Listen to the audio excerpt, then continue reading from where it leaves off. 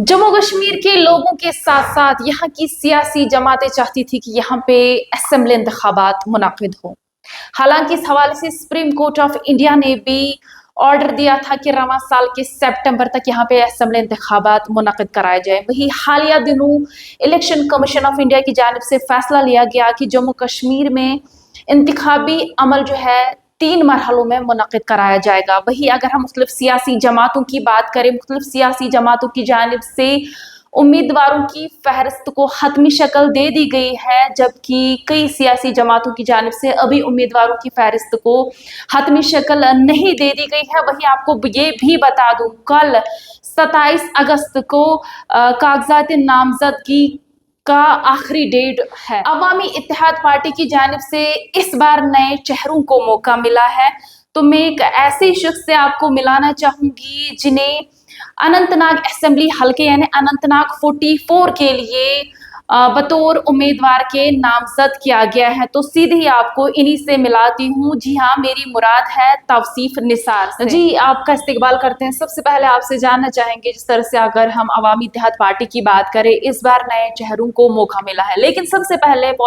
Politics को एक तरफा छोड़ के हम सबसे पहले आपसे आपके बारे में जानना चाहेंगे। अस्सलाम वालेकुम वरहमतुल्लाहि वबरकातुहू। सबसे पहले मैं आपका शुक्रगुजार हूँ कि आपने कीमती वक्त हमें दिया है, और मैं शुक्रगुजार हूँ अपने कायद का, इंजीनियर रशीद साहब का, जो पिछले 5.5 साल से तिहाड़ जेल में बंद किए गए हैं। और आपको अपने प्रोफाइल के बारे में आप बताएं तो अभी मैं हाल फिलहाल के लिए एक बिजनेस कर रहा हूँ, सर्जिकल गुड्स के साथ डील करता हूँ, हॉस्पिटल्स को सप्लाई करता हूँ। तो माशाल्लाह ऊपर वाले की देन से मुझे पैसे की कोई कमी नहीं है। मैं लोगों की खिदमत में हाजिर होना चाहता हूँ एक खादिम की तरह। हाल फिलहाल में अभी आप मेरी क्वालिफिकेशन में आए तो एज ए कमर्शियल पायलट मैं फिलीपींस में कमर्शियल पायलट की ट्रेनिंग करता था, और 7 महीने मैंने वहाँ पे गवर्नर है उनके लिए प्लेन भी उड़ाया है। उसके बाद कुछ फैमिली इश्यूज की वजह से मुझे कश्मीर वापस आना पड़ा। कुछ सोशल वर्क भी मैंने किया है, जैसे कोविड के टाइम पे हॉस्पिटल में फ्री खाना देना, वो एक मेरे एक काम में एक वन ऑफ माय वर्क।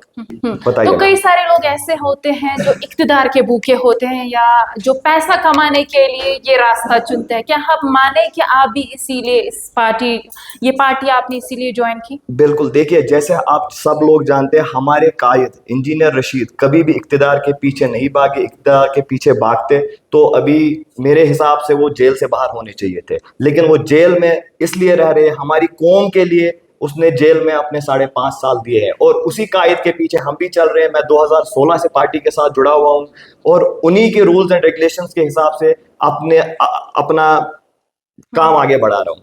तो कयास आ रहा या थी कि इंजीनियर रशीद को जल्द ही छोड़ा जाएगा, पेरोल पे उनको छोड़ा जाएगा, उस हवाले से क्या कहना चाहेंगे? बिल्कुल मैम, हमें भी ये इन्फॉर्मेशन आई है। हमारे हाई कमांड परवेज साहब ने हमें ये इन्फॉर्मेशन दी है कि 28 तारीख को उनकी हेयरिंग है। तो एक मतलब हमें कानून पे पूरा भरोसा है कि वो इंसाफ देंगे और उन्हें पेरोल पे आगे छोड़ेंगी, जैसे कि बाकी लीडर्स को छोड़ा गया सेंटर में। चाहे आप बाकी यूटीज की बात करें, जैसे उन लीडर्स को भी रिहा किया गया for campaigning purpose.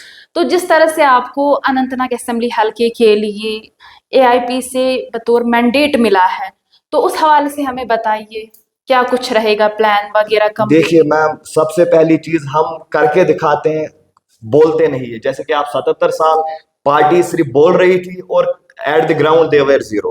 So we have few of the plans. Some of the plans are sustainable economic development, economic zone we can say. We will generate employment for setting up some angel investors. We will collaborate with government agencies, and we will get some angel investors to invest in agri-based activities.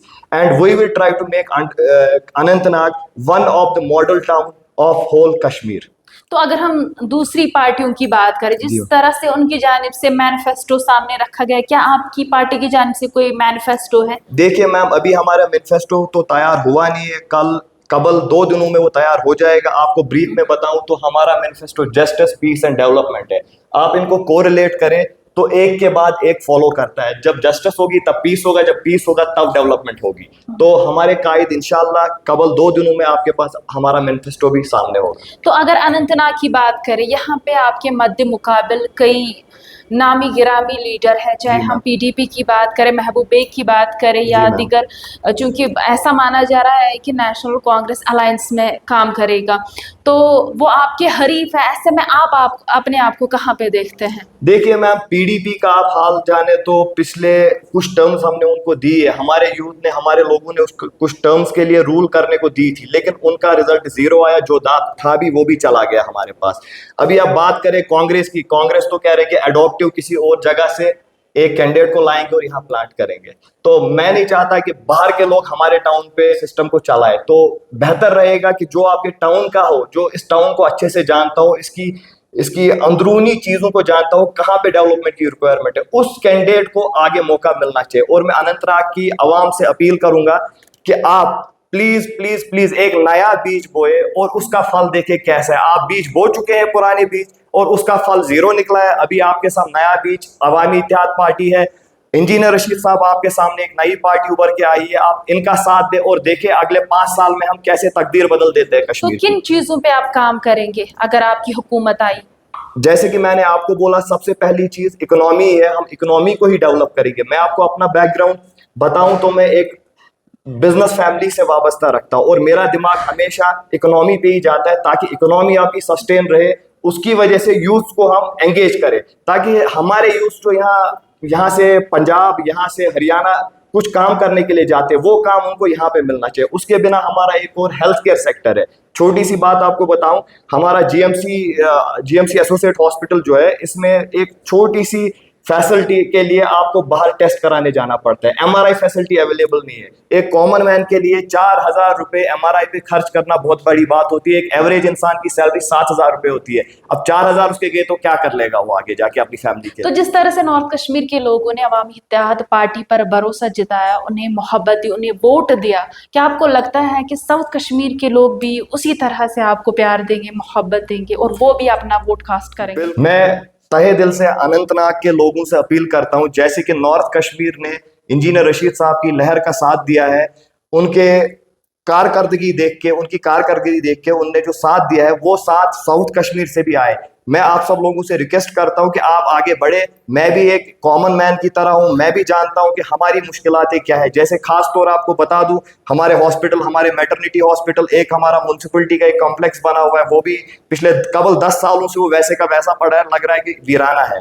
तो आप कोशिश करें कि हमें चुने और हमारी कारकर्दगी अगले 5 साल में देख के हमें नेक्स्ट वोट दे। आपसे ये रिक्वेस्ट रहेगी कि 18 तारीख, आने वाली 18 तारीख, 18 सितंबर को आप बटन दबा के अनंतनाग की तवारीख बदलें। तो जिस तरह से नॉर्थ कश्मीर के लोगों ने इंजीनियर रशीद की अवामी इत्तेहाद पार्टी पर एतमाद जताया, उन्हें वोट दिया, उन्हें मोहब्बत दी, उसी तरह से साउथ कश्मीर के लोग भी अवामी इत्तेहाद पार्टी पर एतमाद जताए और अपना कीमती वोट तौसीफ निसार के हक में डाले। यही कहना है तौसीफ निसार का, जो अवामी इत्तेहाद पार्टी से उम्मीदवार के बतौर उभरे हैं।